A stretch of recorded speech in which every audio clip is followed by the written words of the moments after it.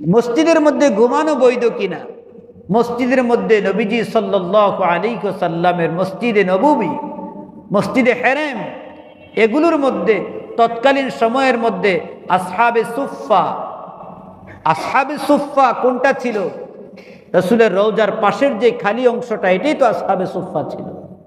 ওখানেই তো সাহাবায়ে কেরাম এসে হাদিসের দর্শ দিত। ওখানেই তো সাহাবায়ে কেরাম হযরত আবু হুরায়রা রাদিয়াল্লাহু তাআলা আনহু খেয়ে না খেয়ে সেখানেই পড়ে থাকতেন হাদিস শিখার জন্য। কিন্তু বিভিন্ন কারণে এখন সেখানে ওই সমস্ত জায়গাগুলোর মধ্যে মানুষকে এখন ওরকম অবস্থান করতে দেওয়া হয় না। মসজিদের মধ্যে এতেকাফ করা বৈধ না অবৈধ? বৈধ। এতেকাফের সময় মানুষ ঘুমায় কি ঘুমায় না?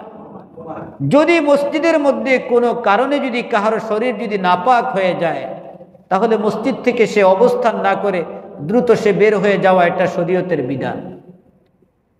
তাহলে যদি মসজিদের মধ্যে যদি এতেকাফ করা বৈধ হয়, তাবলীগের জামাতের সাথীদের জন্য মসজিদের মধ্যে থাকা, অবস্থান করা এটা বৈধ, এটা কোনো অবৈধ কোনো কিচ্ছু না।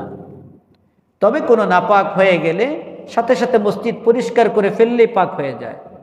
কিন্তু মোটা বিছানার মধ্যে শোয়ার কারণে এতটুকু নাপাক কাহারও হয় না যে একেবারেই বিছনা ত্যাগ করে ভেদ করে গিয়ে মসজিদের ফ্লোর পর্যন্ত নষ্ট হয়ে যায়, এরকম কোনো নাপাক আজ পর্যন্ত কারো শরীর হয় না। কথা বলেন ঠিক না বেটি?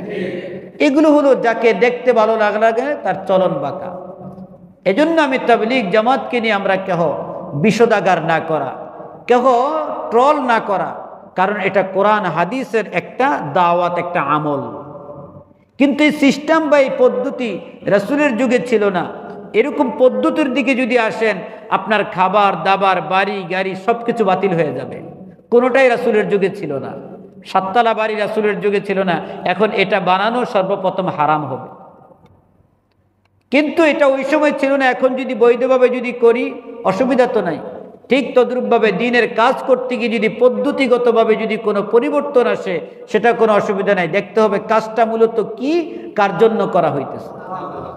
সুতরাং আল্লাহর জন্য যদি তাবলীগের কাজ যদি হয়, তাহলে এটার মধ্যে প্রশ্ন করার কোনো রকমের সুযোগ নাই। তবে এটার মধ্যে কেহ ঢুকে যদি কোনো অসাধু কাজ করে, তবে তাকেও ছাড় দেওয়ার কোনো সুযোগ নাই।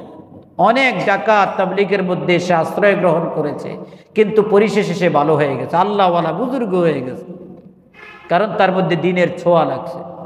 আল্লাহ পাক আমাদের সকলকে আজকের এই তাফসীরের আলোচনা থেকে এতটুকু গুরুত্বপূর্ণ বিষয় বোঝার তৌফিক দান করুন যে তাবলীগটা হলো আমাদের দ্বীনের একটা গুরুত্বপূর্ণ একটি কি অধ্যায়। আল্লাহ তাআলা আমাদেরকে কথাটা বিশ্বাস করা এবং বোঝার তৌফিক দান করুন। সবাই বলে আমিন।